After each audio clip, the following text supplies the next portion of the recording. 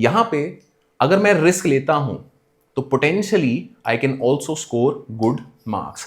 So therefore it becomes very important for us to pay attention कि भाई इन science and tech में हमारे क्या क्या माइक्रो थीम्स हैं, किस तरीके से हमें काम करना है.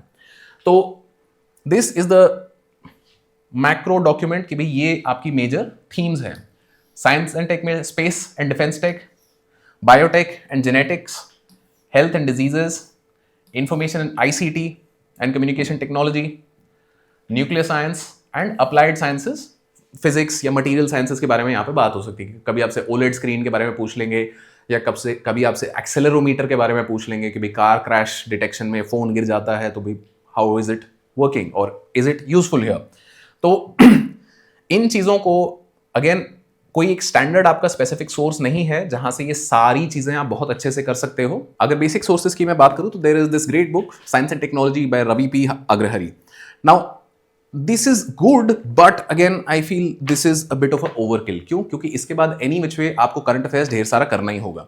तो alternatively what you can do is these NCERTs, class 9th and class 10th की ये 2 एनसीईआरटीज.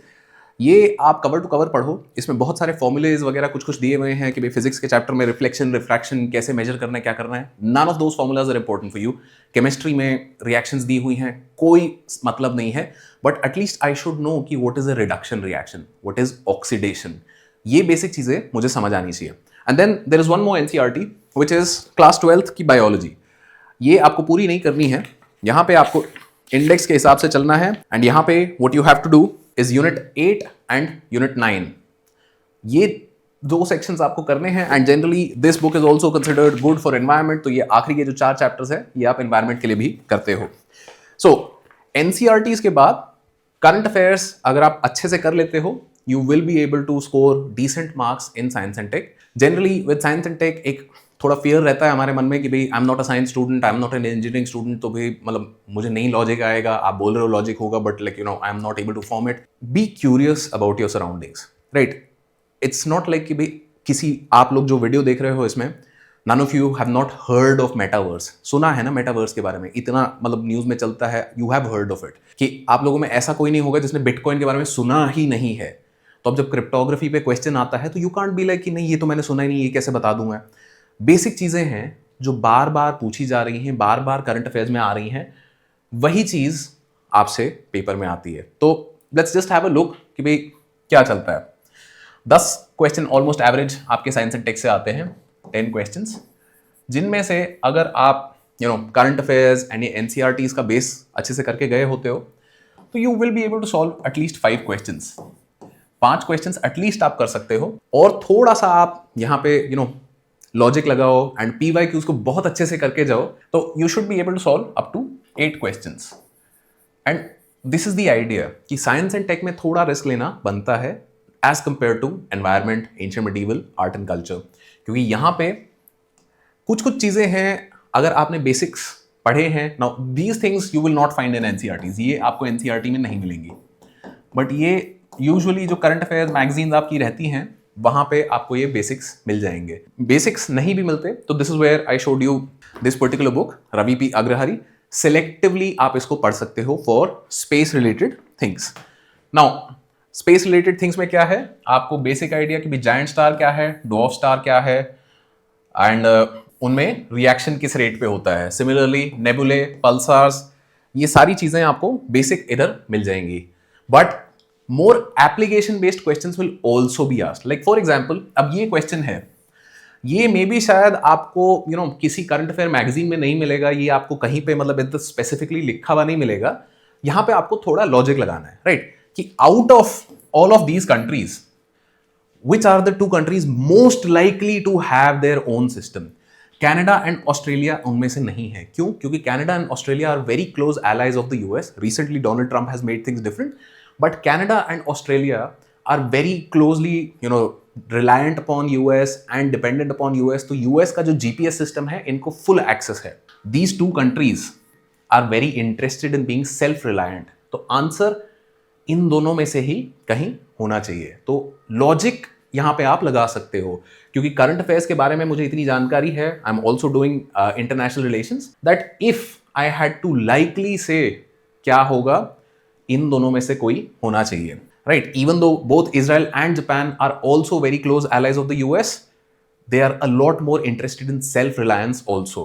आत्मनिर्भर बनना चाहते हैं ये लोग, right? Now solar flare का ये जो क्वेश्चन है, what are the possible following effects on earth, कि भाई GPS and navigation systems could fail. तो जीपीएस नेविगेशन सिस्टम का अगर मुझे बेसिक समझ आता है कि भाई कैसे काम करता है, इसके लिए आप बहुत बेसिक वीडियोस देख सकते हो on YouTube. You will be able to get some sense of it. And let's say you are somebody in the last 4 or 5 years जो अपने स्टॉक मार्केट में भी घुसे हो या कुछ टाइप की ट्रेडिंग करी है, तो you might have noticed साल में एक बार दो बार पिछले ऐसा हुआ है that because of solar activity markets have been closed. Why is that the case? क्यों? क्योंकि कहीं ना कहीं कुछ तो इंटरफेरेंस हो रहा होगा, राइट? तो therefore from peripheral knowledge, right, कि मैं स्टॉक मार्केट में म्यूचुअल फंड खरीद रहा था और उस दिन भाई मार्केट बंद है, क्यों? क्योंकि सोलर फ्लेयर हो रहा है. तो now I also have some other piece of information which will help me solve some of these types of questions. उसके अलावा अब जैसे राफेल हमारा जो एयरक्राफ्ट है, government of India had purchased, अभी भी चल रहा है एक्विजिशन, एंड तेजस मार्क 1. तो recently there have been chief of air staff which is the chief of the Indian Air Force had made a lot of comments about कि भी तेजस mark 1 का delivery में डिले हो रहा है, light combat aircraft है, ये है वो है. तो जब बार बार ये चीज़ न्यूज़ में आ रही है तो that is when you have to study. उसके अलावा ये हम एक्विजिशन की और बात कर रहे हैं कि नहीं, या कोई नया वर्जन ऑफ मिग हम अक्वायर करने की बात कर रहे हैं विद रशिया. तो जब ये न्यूज़ में बार बार चीज़ें आ रही हैं और अब न्यूज़ में नहीं आ रही, तो एटलीस्ट यहाँ पे आपको प्रीवियस ईयर क्वेश्चन के ऑप्शंस में तो मिली हुई है ना. This is where you have to be thorough with these things. कि अब let's say Tejas Mark 1 I have studied, but now you also need to look at what is the light combat aircraft, right? And China के पास किस type के aircraft हैं, US के पास किस type के aircraft हैं, थोड़ा कंपेरेटिव नॉलेज आपको हो जाएगा.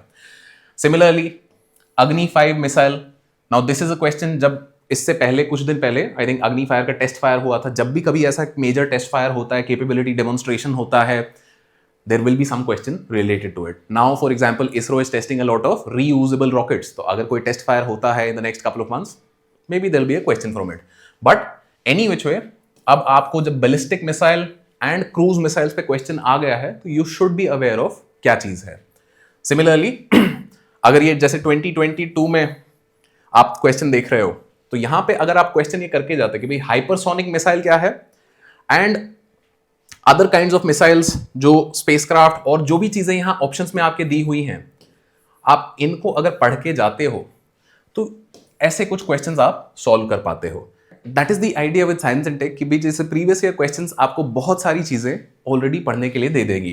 Like for example this is a question from 2022. अब यहाँ पे सीसीटीवी आपको बोला है are considered short range devices technologies. तो शॉर्ट रेंज अगर ये है तो लॉन्ग रेंज किसको बोलेंगे? And long range जो है, can it be interfered with?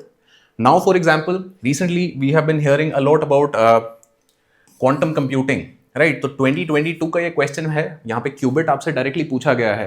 And now recently I think Google had announced their Willow chip, and I think just a couple of days ago Microsoft has also announced their new quantum chip, which is like which is a very very big news कि भाई commercially viable है ये chip.